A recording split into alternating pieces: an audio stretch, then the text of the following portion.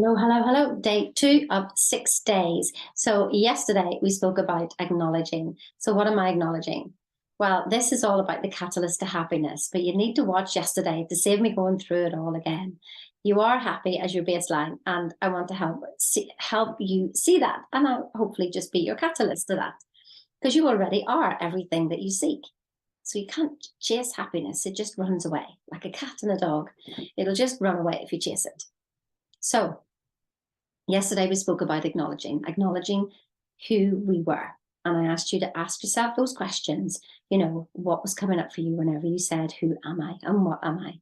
And it's a question I ask every day. It's not that I will ever know the answer. Maybe one day, but I don't think in a lifetime, in a human lifetime. So lots said yesterday. Today is all about accept. So acknowledging, first of all, who am I? That I'm greater than what I seem.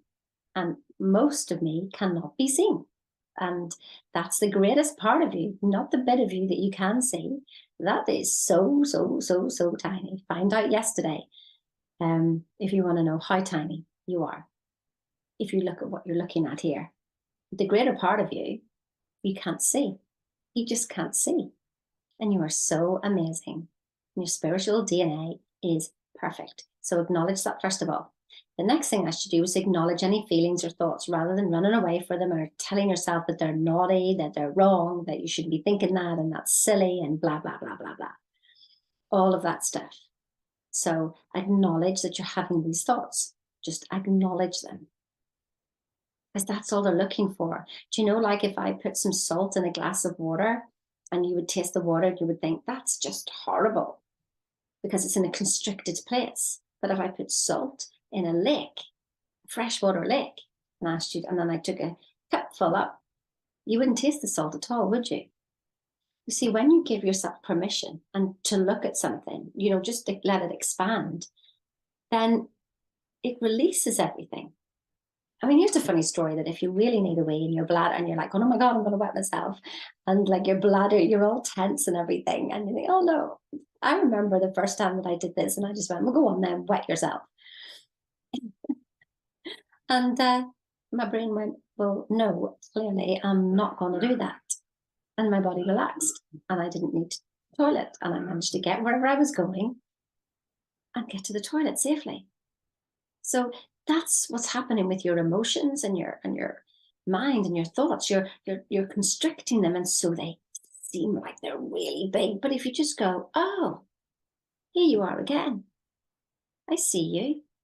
We keep having this thought, keep having this feeling. How about accepting that you're having them? Accepting it. It doesn't mean that that you want them to continue to stay there. But if you resist them, they persist. What you resist persists. I know you've heard this before. So what you resist persists. Just acknowledge and accept, first of all, that you're having them. That's it.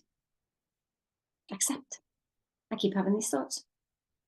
And then, strangely enough, they don't seem as big anymore. It's like you relax, because before you were fighting them, and now you're just like, oh,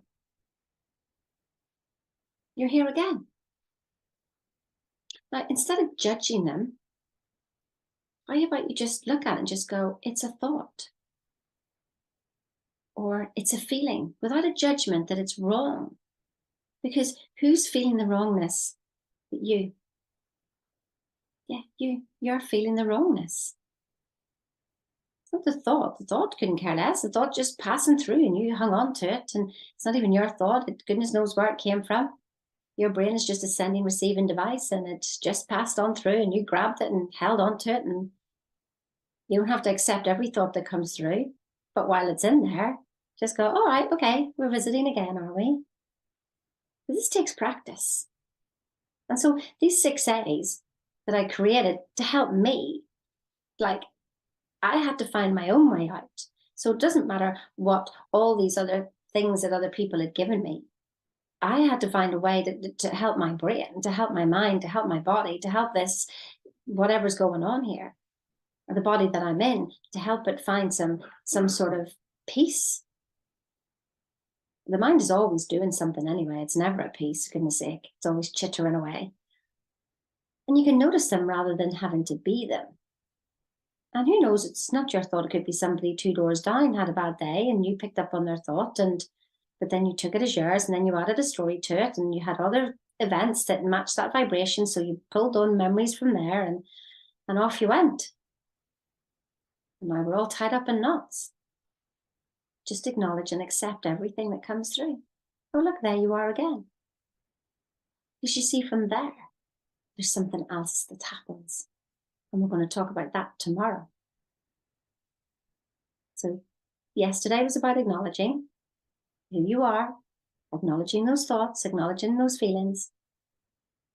And you had a free chapter of my book, chapter 1, acknowledging. There you go. I hope you got the copy. There'll be a book out at the end of this. I mean, if you're interested. I'm going to share with you what helped me. That's it. So acknowledge first, then accept. Accept. And accept that you're bigger and greater. It's not who you think you are that holds you back. It's who you think you're not. Accept the possibility, at least, that you were bigger than who you are. You see, if somebody had told me this whenever I was 19, I went for an IQ test to join the RAF, and I thought I was going as a secretary. And when I got in there and I did my IQ test and did my interview, they wanted me to be an officer. My IQ was 160, and they said that, I could just go straight into officer training. I didn't understand what that meant. Never mind, I didn't even understand what an IQ test was. To me, it was just like the 11 plus. I'd done that many whenever I was 11, that my mum had me sit in a room for a year. No, she did let me out, don't worry. She let me out to do my Irish dancing. So I was programmed to Irish dance and I was programmed to pass my 11 plus. Thank you, mummy. So that programming then helped me, do whatever IQ test was. So, but I didn't understand what that meant. And I was told that I wasn't academic and I certainly was not a leader in any shape or form, had no ideas about that at all. I was just Sheena McManus at the time. And so I left and I didn't tell anybody and I didn't answer phone calls and I didn't answer emails because I thought they've got the wrong person. I imagine if I had known, accepted a possibility that I could have been something different, I couldn't accept that then. No. This is who I was and that was it. End of story. So just even accepting the possibility that you're greater is a start, because from there, then you can take. But if you just shut it down and just go, no, then that's it. The door's shut. End of story. But perhaps you've opened the door and you're standing there and you're not walking through yet, but you're sort of accepting that there is more. You've at least unlocked the door and you're at least taking a peek. Then you're open. You're open for something to get in. See, it's the same as, thinking that you know everything. Accept that you don't know everything. You've been taught that you have to know everything, but just accept that you don't know everything. That in itself is like opening the door and letting something through, some new piece of knowledge. Accepting your emotions allows them to be, stops you fighting them. Accepting that you feel crap, accepting that you feel angry, accepting that you feel depressed, and there's nothing wrong with it. You see, all these emotions are just coming up to be felt, and then they go. But if you resist them, then they get bigger, then you stuff them down, and it ends up in depression or illness. Accept them all. They're all you. Just love them. Love them, love them, love them. Wow. You don't need to go figure them out. You don't need to do anything else. Just stop the judgment of them. Accept them and love them, because that's loving you. Absolutely loving you. We'll go into this in more detail in the book. But you're getting the gist of it now. I'm more or less giving you everything. You might just release yourself in these 6 days. You may need the book. You may need the program. You may need to come and study with me for 6 months. It doesn't really matter. It's all based on this. Acknowledge and acceptance of self, first of all. You're more than who you are, and it's okay to have emotions. I'm not saying that you can go and rant and rave to people. But if you did, like, it's done. There's no point in beating yourself up over it. It's done. What do you want to do next time, though? Now that you're consciously aware. Whereas when we try and stuff it down, we hide. But when we can just go and, yeah, I'm angry. I'm really angry. And not make ourselves wrong. You'll find that it dispels a lot quicker because you've given yourself space instead of thinking that you're just locked up in this body. You're greater than what you've known. Just accept that possibility. And tomorrow, well, what do we do after that then? Okay, I've just brought myself to peace. I've brought myself to, oh, it's okay. It's okay to be me. It's okay. It's okay, no matter what's going on. Tomorrow, we'll talk about the next day. Done 2 so far. Acknowledge and accept. Try that. Just try it. Acknowledge and accept who you are. Acknowledge and accept what is.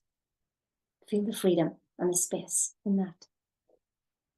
Listen, have a good day.